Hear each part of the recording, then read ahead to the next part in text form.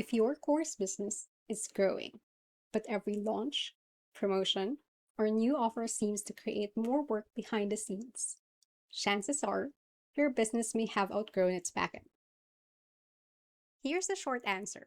Your course business has outgrown its backend when growth creates more checking, more patching, and more manual rescue instead of more capacity. If every new launch adds more work, you're still connecting the team and the tools. Customers get lost between steps, and nobody fully trusts the numbers. The problem is probably not a lack of effort. The system simply no longer fits the business. And this can happen even when the business looks successful from the outside. Your courses are selling, your emails are going out, your students are logging in, the team is working hard. Technically, everything works. But behind the scenes, someone is constantly checking what worked or that it even worked. And that someone is usually you. Working is not the same as working reliably. I'm Hannah, and I lead the systems behind how course creators scale, connecting marketing, sales, onboarding, and delivery so the business runs cleanly without everything flowing through the founder. One of the biggest things I want business owners to understand is this. You do not outgrow your backend because your tools are old. You outgrow it when the way everything works together can no longer support the size, speed, or complexity of the business. Imagine this. You open a tiny cafe with 6 tables. In the beginning, you, as the owner, can greet every customer, remember every order, tell the cook what to make, take the payment, and check whether everyone is happy. It's not a perfect system, but it works because the volume is small. Then the cafe becomes popular. Now there are 60 tables, but the owner is still trying to greet everyone, remember every order, talk to the kitchen, handle payments, and solve every problem. The system that worked beautifully for 6 tables now becomes chaos at 60. The answer is not for the owner to run faster. It is also definitely not to buy a more expensive blender. The cafe needs a different way of operating. A lot of course businesses are in this exact position. The offer has grown, the audience has grown, the team has grown.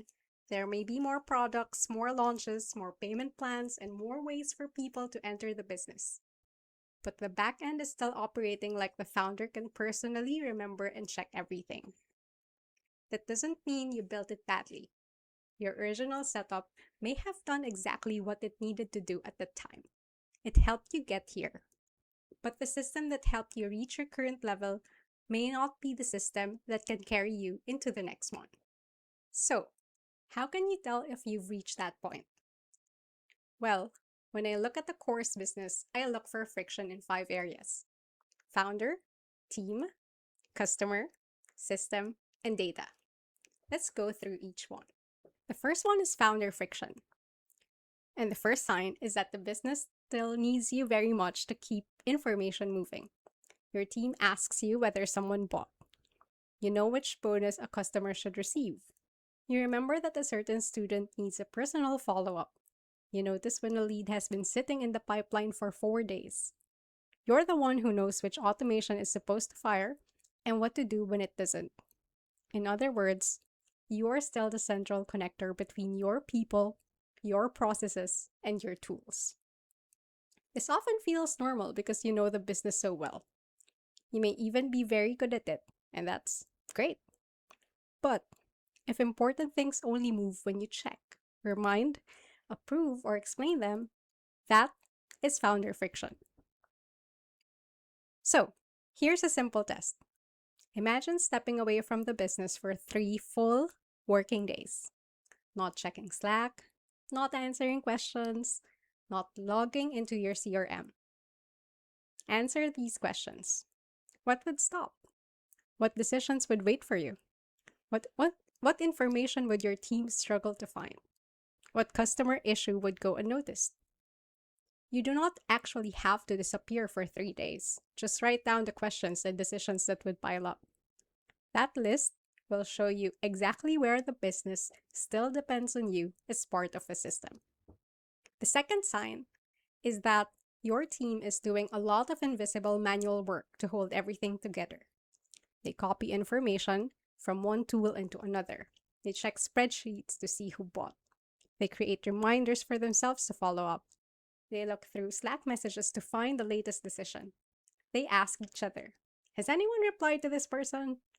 This doesn't seem or does not mean that the team is doing a bad job. Usually, it means that the system has never clearly answered three basic questions. 1. Who owns the next step? 2. Where does the correct information live? And 3. How do we know when the step is complete? A business can have excellent people and still have unreliable handoffs. Think of a relay race. You can have 4 incredibly fast runners. But if nobody has practiced passing the baton, the race can still be lost during the handoff. The same thing happens between marketing and sales and onboarding, checkout and course access, or the support team and the person responsible for student success. Try this with one important workflow. Choose something like a new course purchase and ask, who owns the next step? Where can they see that the purchase happened? What exactly are they expected to do? How quickly should it happen? How does the next person know it's done? If different team members give you different answers, the workflow is probably being held together by habit rather than a clear system. The third sign is that customers experience gaps between parts of the journey. Someone opts in, but the right follow-up doesn't start. Someone buys, but the access email never arrives. A payment fails, but no one follows up. A student stops participating, but nobody notices. A customer finishes one program, but there's no clear next step for them. These problems are tricky because each tool may appear to be working. The landing page works, the form works, the CRM works, the checkout works, the course platform works. Everything's fine, but the customer doesn't experience your tools separately. They experience one connected journey. They don't really care whether the problem came from your CRM, your checkout, your automation platform, or course platform. They only know that they paid and did not get access, or that they asked you for help and nobody followed up, or that they were excited about your offer and then crickets. They heard nothing. This is why testing one tool at a time is not enough. You need to test the full, complete journey. One useful exercise is to mystery shop your own business as 5 different people. First, as a brand new lead. Second, a returning lead. Third, as a new buyer. Fourth, a customer whose payment fails. And fifth, a customer who refunds or cancels. Follow each person from beginning to end. What messages do they receive? What access do they get? What status appears in the CRM? Who on the team is notified? And what's supposed to happen next? You'll often find that the biggest problems are not inside the individual tools. They're hiding in the gaps between them. The fourth sign is that adding anything new makes the backend noticeably more complicated. You launch a new course, so you duplicate an old automation. Then you change a few tags, add another connection, and then you create a spreadsheet, just because the reporting doesn't quite work. Then you add a manual reminder because one part of the automation is unreliable. Before long, you have 3 welcome sequences, 7 nearly identical tags, and one automation nobody wants to touch because it might break something. This is what happens when growth is added through patches instead of through a clear, thorough system design. It's like adding another room to a house by running an extension cord through the window. It may solve today's problem, but it's not the electrical system you want powering the whole house. Ask yourself this. When you add a new offer, Can you extend a clean process that already exists? Or do you have to copy old workflows, create more tags, add more tools, and hope nothing conflicts? If every new initiative creates more leftover clutter, your business has probably outgrown the original setup. The fifth and last sign is that your data cannot easily answer basic business questions. You have numbers in your ad platform, different numbers in your CRM, more numbers in your checkout tool, another spreadsheet the team updates manually, and somehow they all tell slightly different stories. Reporting day starts to feel like a courtroom where every witness remembers the event differently. A healthy backend should make it reasonably easy to answer questions like, where did this lead come from? What did this customer buy? What should happen next for them? Where are people dropping out of the journey? Which campaign produced actual sales? Is the problem traffic, follow-up, sales, or delivery? You may not have perfect attribution. Very few businesses do. But if getting any useful answer requires hours of manual reporting, or if your team does not trust the result once it's finished, the business has a data friction problem. And when you cannot see what's happening across the full journey, it becomes very easy to pull the wrong growth lever. You might spend more on ads when the real problem is follow-up. You might rewrite the sales page when customers are actually getting lost at checkout. You might hire another person when the real issue is unclear ownership. Visibility helps you fix the right problems first. So, what should you do if some of these signs feel familiar? First, please do not start by buying another tool. And please do not immediately build 10 more automations. Instead, try this.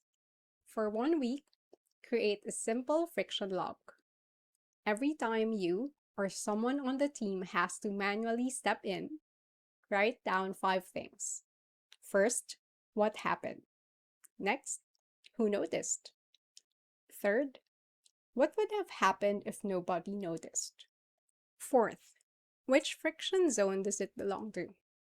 Founder, team, data, system, or customer? And lastly, what temporary fix did the team use? For example, a student did not receive access. A team member noticed because the student emailed support. If the student hadn't emailed, nobody would have known. That touches customer friction and system friction. The temporary fix was to add access manually. At the end of the week, look for patterns. Don't automatically choose the loudest or most annoying problem. Look for the issue that creates the most repeated work. Revenue risk, customer frustration, founder dependence, or pressure on the team. One broken email may be an isolated mistake, but a purchase process that regularly gives people the wrong status, starts the wrong sequence, and requires someone to check every order is a structural problem. That is where the highest leverage improvement usually lives. When I look at the back end of a course business, I don't start by asking which platform the owner should buy. I start by asking, what does the business need to happen? What should the customer experience? Who owns each step? What information needs to move? Where is human judgment needed? What should happen when something goes wrong? And how will we know the system worked? Only then does it make sense to decide what should be automated, what should stay human, and which tools should handle which job. Because the goal at the end of the day is not to have an impressive collection of software. The goal is to have a business that can keep moving without the founder personally holding every piece together. If you remember only one thing from this video, remember this. Your business has outgrown its backend when growth creates more dependency, checking, confusion, and manual rescue instead of more capacity. But hey, that's not necessarily bad news. In many cases, It means the business has grown beyond the system that helped build it. The next step is not to work harder inside that system. It's to see where the friction is happening and redesign the way the business works around what it needs at this. So take 10 minutes today and write down the last 5 times you or your team had to manually rescue something. Then label each one: founder, team, customer, system, or data. The zone that appears most often is a very good place to start looking.